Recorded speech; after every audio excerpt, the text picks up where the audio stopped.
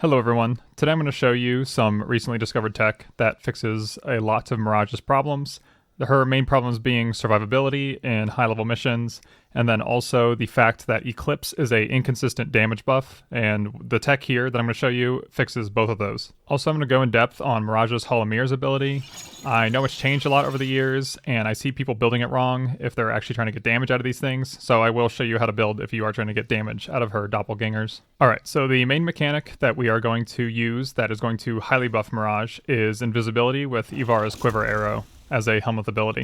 It doesn't matter if you slot it over her 2 or 4. I put it on 2 because it's easier to reach on my keyboard, but we're not going to be staying stationary like this. Asian Invasion recently put out a short that shows that you can apply invincibility to your Sentinel, and the invisibility goes around with you. There are 2 ways you can apply invisibility to your Sentinel. The first way is by having your camera look at your Warframe like this, sprint towards the camera, jump, aim glide, and shoot at the middle of the Sentinel. The other way, which I find better, is by bullet jumping, aim gliding, and then turning around and shooting at the Sentinel. I had a lot of problems actually hitting the Sentinel when I first started this because I was trying to lead the arrow in front of the Sentinel, but you don't need to do that, you just shoot right at it. So the pros of this are obviously that you're invisible, which is how you survive in high-level missions with a lot of frames, and it's very comfortable. And also with Quiver Arrow, your guns don't make sounds, so you're able to keep a melee stealth bonus if you would like. And then the other pro is that this actually helps Mirage's Eclipse become extremely consistent, because this was discovered by Arthas, but you can see when I activate Eclipse over here,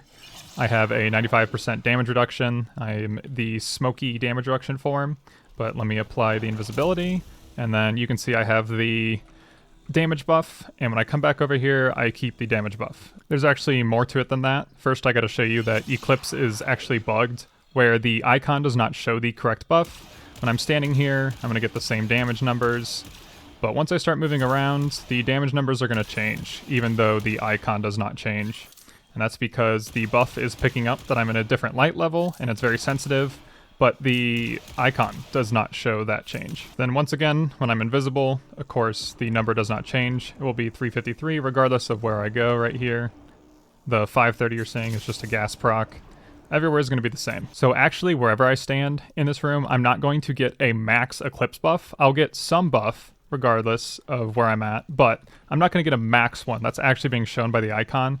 So with this other tech, also discovered by Arthas, I don't know if he discovered the Eclipse and Invisibility tech, but this tech he definitely discovered. If you use the Tenet Ferox, you can see that it gives me a light buff when I'm shooting it.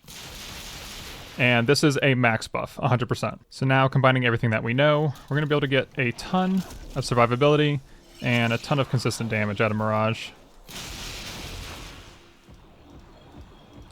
656, that's literally double the damage that I was doing earlier. So now you see the pros of building like this, but now let me show you the cons.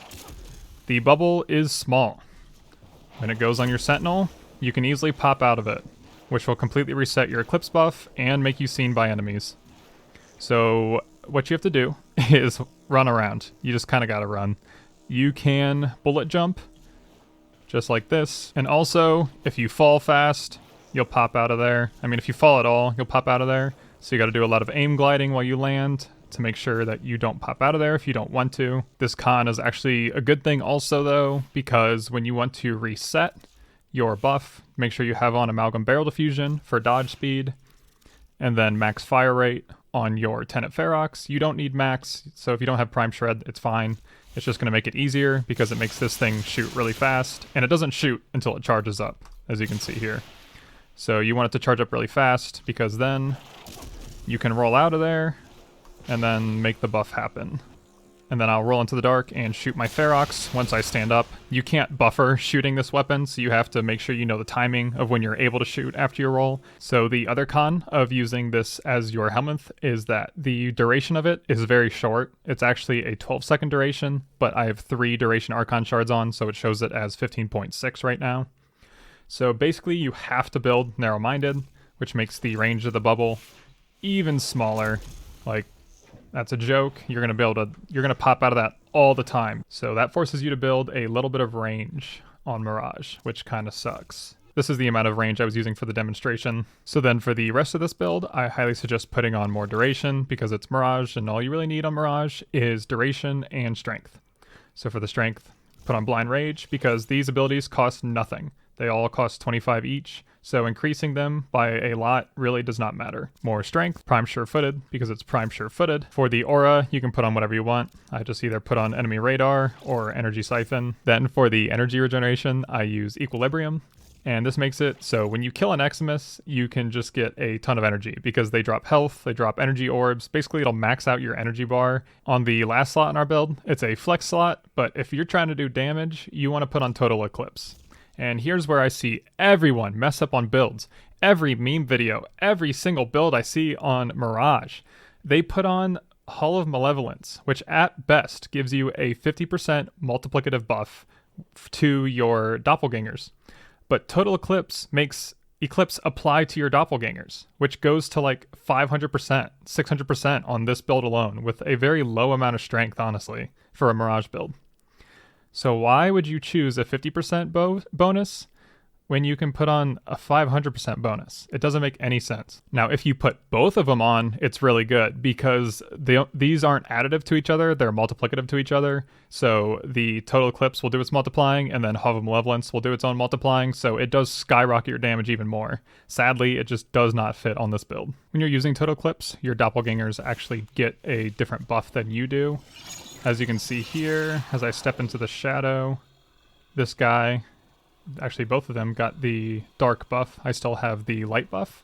So make sure when you're going invisible that you give them the Total Eclipse buff. If you cast Doppelganger after you go invisible, when you already gave yourself the buff with your Ferox, your Doppelgangers might not have it. So make sure that you do the Ferox thing while they're casted out with you. Also, one thing you could do is by putting on Brief Respite and Rolling Guard here instead, you'd get some more survivability out of this build, because our only survivability, which also pigeonholes us out of any armor strip on this build basically, is we're going to be using Vazarin, because we're using a Sentinel. The only way you're going to keep your Sentinel alive is by Vazarin dashing it. It does make it invincible, and it's really easy to do. So if you lose your shields, basically your Sentinel lost its shields because of whatever. If you're getting hit, he's probably getting hit. So you just Vazarin dash to keep your Sentinel alive. So yeah, basically like I said, you're basically pigeonholed out of any kind of armor strip besides melee armor strip with Shattering Impact. And if you want to use an Iru from armor strip, then you have to survive with shield gating, which then again, why not just use any other frame with Invisibility and Eclipse? So again, I wanted to make this an interesting build, so I wanted to use her Doppelgangers, so there's actually a reason to use her, and they suck, and here's why. So when using a primary or secondary weapon, only the front two Doppelgangers shoot. It's kind of hard to see the front two because they get out of your way when you're looking at them. But the back two do not shoot. So the front two Doppelgangers are actually doing 40% of your modded damage, crit chance, and status chance. And this is at 100% ability strength. This actually does scale with ability strength. So at 250% ability strength, each Doppelganger will be doing 100% of your modded damage, crit chance, and status chance. And when you use a melee weapon, and I'll be using the Vassalok to show you, actually all four of them will be swinging or shooting. You can see they all four put bullets into the ground there. And now since there are four of them, they each do 20% of your modded weapon damage, but they still do the 40% of your weapon's crit chance and 40% of your weapon's status chance. That scales with ability strength. So as I said, they scale with the modded stats of your weapon. So you can kind of think of them as like a stat stick or exalted weapon type deal. And with like Galvanized Diffusion, they do get the 110% multi-shot, but they don't get the extra stacks ever. Galvanized Shot, they don't get the extra 40% direct damage, but they get the status chance. And then Galvanized Crosshair doesn't work on them at all since it's not a modded stat. And then also, all weapon arcanes do not work on them, except Secondary Encumber. And you can see that here, where I apply all those status effects, and you can see shooting at the wall. But they apply a bunch of status effects I don't have. Blast, Heat, Toxin. There actually may be some other arcanes that work on them. I don't have all the arcanes, and I have not tested all the arcanes, but the damage arcanes from Steel Path definitely do not work on them. Nor does Cascadia Overcharge. Then when it comes to melee weapons, both Blood Rush and Weeping Wounds do not work on them, because they don't have a combo counter, which also means Corrupt Charge does not work on them. But oddly, even though the Galvanized Condition Overload mods don't work, Condition Overload itself does work on them. And also, if you're using a glaive, when you throw it and explode it, theirs do not explode. And I think that about covers everything that I've found out about the Doppelgangers And if there's something I missed, it most likely does not work because nothing I ever tested worked and it was very disappointing. So honestly, I think a lot of stuff on Mirage is not very interesting considering her doppelgangers kind of don't use anything that actually makes weapons good. But there is a few weapons that you can get away with that are really cool. Obviously, you could just pick up a Glaive Prime and use this Invisibility and Ferox and probably level cap some Grineer stuff, and I just don't think that's interesting since her Doppelgangers don't get the explosion from the Glaive. It's just like you're kind of just going invisible and using Eclipse, which is something Ashe could do. So I wanted to do something that was interesting for my level cap run with this build, and I ended up picking up the Vertilac. I've never even heard of this weapon until I was like researching for hours and hours and hours of a way to make this build like actually interesting and something only Mirage could really do. And of course Dystopia already did something like this. It wasn't even an original idea, which made me really sad. I found the Vertilac before I found his video. I actually like cried a little bit when I saw his video. My build did end up pretty different than theirs though. They used Warcry to get a ton of attack speed and just beat down the infested with really fast attacks. And my build had way more one-shot potential by having the stealth melee bonus multiplier from the invisibility, and then also getting a full Eclipse buff, and then the power creep from secondary encumber to get way more damage off of condition overload. And then on the Vertilac's toxic wave that it's shooting out, it's not actually a additive condition overload buff, it's multiplicative, so it's not acting like the melee damage on this Riven. It's acting more like Eclipse is, that's multiplying the damage after the fact, and it's stacking on top of Eclipse, so it's just going crazy. And then I have a bunch of modded crit chance, and with the multi-augmented here, my power strength will be going up to 303%. So my doppelgangers will actually have a 173% crit chance, while I'm stuck at the 145.9%. And as I said, this is the only armor strip they're going to be able to get onto a build if you're using the total Eclipse and everything.